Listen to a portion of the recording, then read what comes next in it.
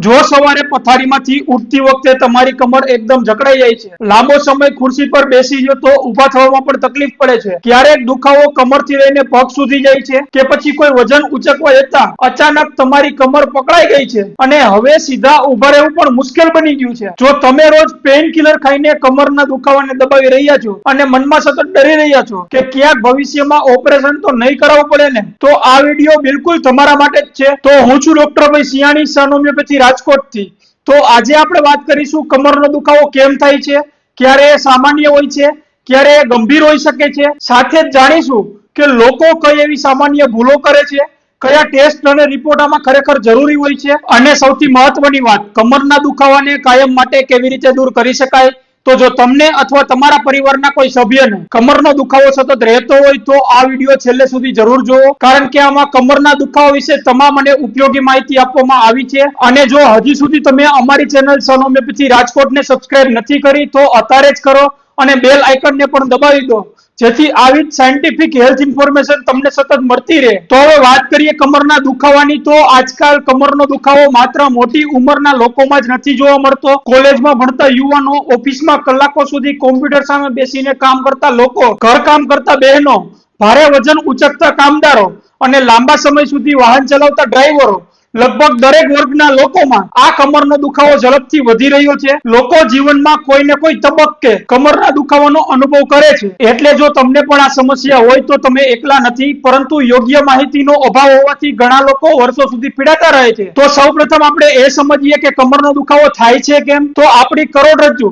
એટલે કે સ્પાઇન ઘણા બધા નાના હાડકાથી બનેલી હોય છે। આ હાડકાની વચ્ચે ડિસ્ક નામની નરમ ગાદી જેવી રચના હોય છે, જે ચાલવા દરમિયાન, બેસવા દરમિયાન અને વજન ઉઠાવવા દરમિયાન જે આંચકા આવતા હોય એને શોષી લે છે। આ ઉપરાંત સ્નાયુઓ, લિગામેન્ટ, સાંધા અને નસો મળીને કમરની આખી રચના થાય છે। જ્યારે આમાંથી કોઈ પણ ભાગ પર વધારે પડતું તાણ આવે, ઈજા થાય, સોજો આવે અથવા તો ઘસારો વધે ત્યારે કમરમાં દુખાવો શરૂ થઈ શકે છે। ઘણી વખત દર્દી માને છે કે આ માત્ર હાડકાની સમસ્યા છે, પરંતુ હકીકતમાં સ્નાયુઓ, ડિસ્ક, નસો અથવા તો સાંધાપણાનું કારણ હોઈ શકે છે। કેટલાક લોકોને આ દુખાવો અચાનક શરૂ થાય છે, જેમ કે ભારે વજન ઉપાડ્યા પછી અચાનક વાકું થવાથી અથવા તો ખોટી રીતે ઉઠવા બેસવાથી, જ્યારે કેટલાક લોકોમાં આ સમસ્યા ધીમે ધીમે વધતી જાય છે। તો હવે એક મહત્વની વાત સમજીએ કે દરેક કમરનો દુખાવો એક સરખો નથી હોતો। કેટલાક લોકોને આ દુખાવો માત્ર કમરના મધ્ય ભાગમાંથી શરૂ થતો હોય છે, કેટલાક લોકોને આ દુખાવો નિતંબ સુધી જતો હોય છે, જ્યારે કેટલાક દર્દીઓમાં આ દુખાવો પગની પાછળથી એડી અથવા તો પગની આંગળીઓમાં ઉતરી જતો હોય છે। તેની સાથે ઝણઝણાટી થવી, પગમાં ખાલી ચડી જવી, વીજળીનો ઝટકો લાગ્યો હોય એવો દુખાવો થવો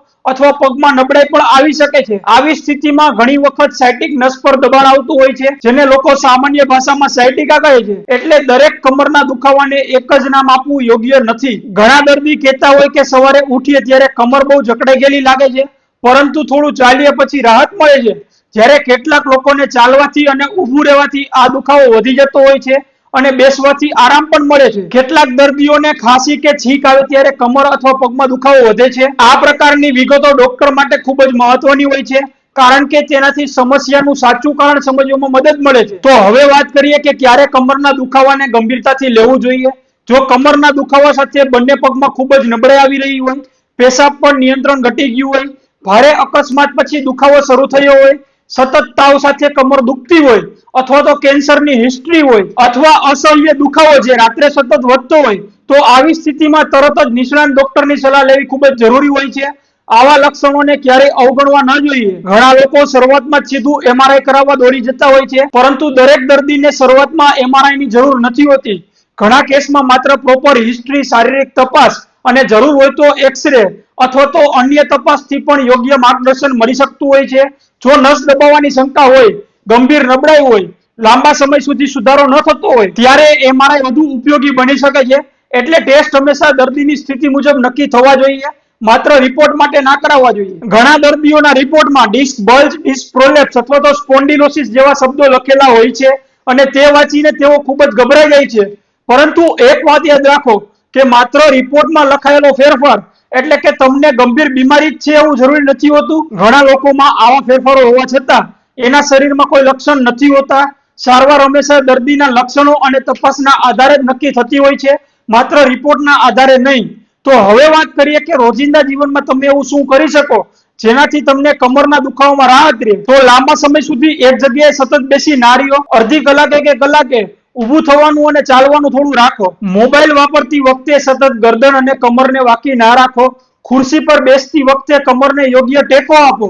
ભારે વસ્તુ ઉઠાવતી વખતે કમર નહીં પરંતુ ઘૂંટણને વાળો.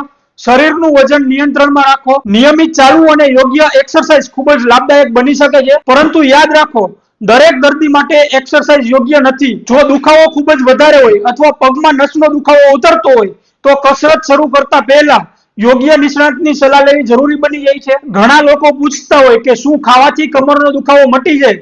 હકીકતમાં એક એવો કોઈ જાદુઈ ખોરાક નથી હોતો કે જે કમરના દુખાવાને દૂર કરી દે, પરંતુ સંતુલિત આહાર, પૂરતું પ્રોટીન, કેલ્શિયમ, વિટામિન ડી, તાજા ફળો, શાકભાજી અને પૂરતા પ્રમાણમાં પાણી શરીરના હાડકાં, સ્નાયુને સ્વાસ્થ્ય રાખવા માટે જરૂરી હોય છે.